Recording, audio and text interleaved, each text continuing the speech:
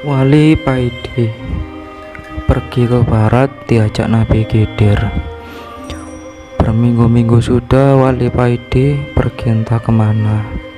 Ada yang mengatakan beliau pergi umroh, ada yang bilang beliau sedang bertapa, nirakati bangsa dan negara supaya mempunyai wakil rakyat dan pemimpin yang baik.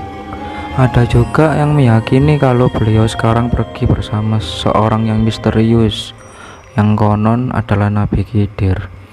Wali Paidi ketika mau pergi hanya mengatakan dengan bercanda kalau beliau mau pergi ke barat mencari kitab suci. Kemanakah sebenarnya Wali Paidi pergi? Sebenarnya Wali Paidi sedang melakukan perjalanan dengan sosok yang misterius, yang konon adalah Nabi Khidir.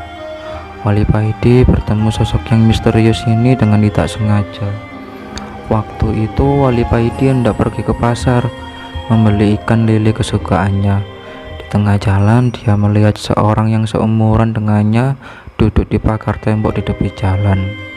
Ketika Wali Paidi berjalan di depannya, sosok ini melemparkan kerikil kepada Wali Paidi. Dengan agak kaget, Wali Paidi menatap sosok misterius tersebut. Setelah berpandangan sejenak, sosok tersebut lalu turun dan melangkah pergi.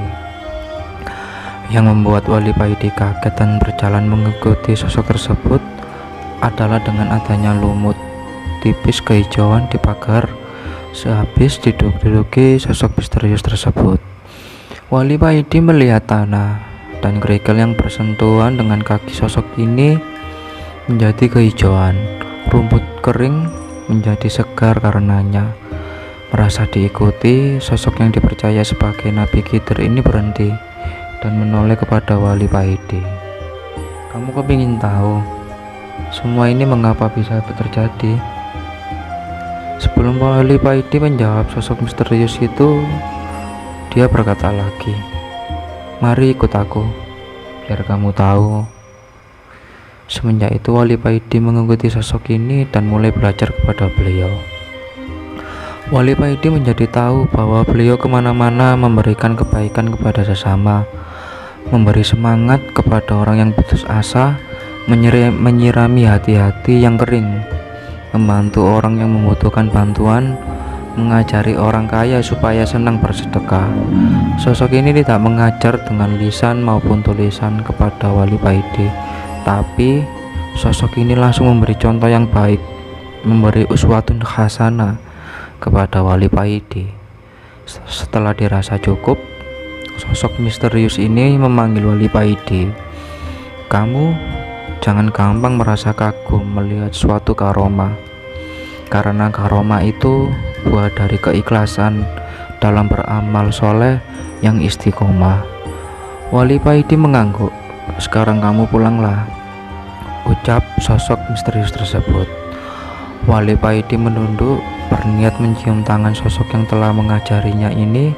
Tapi sebelum Wali Paidi mencium tangannya, sosok ini memegang pundaknya dan merangkulnya. Sambil menepuk pundaknya, sosok ini berkata, "Semoga kamu menjadi orang yang berfaedah kepada orang lain di dunia maupun di akhirat, sesuai namamu, Paidi."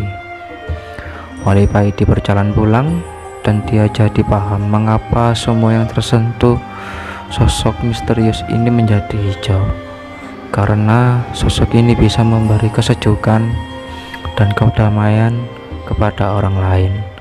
Kehebatan sosok ini adalah buah dari amal baiknya yang dilakukannya dengan istiqomah.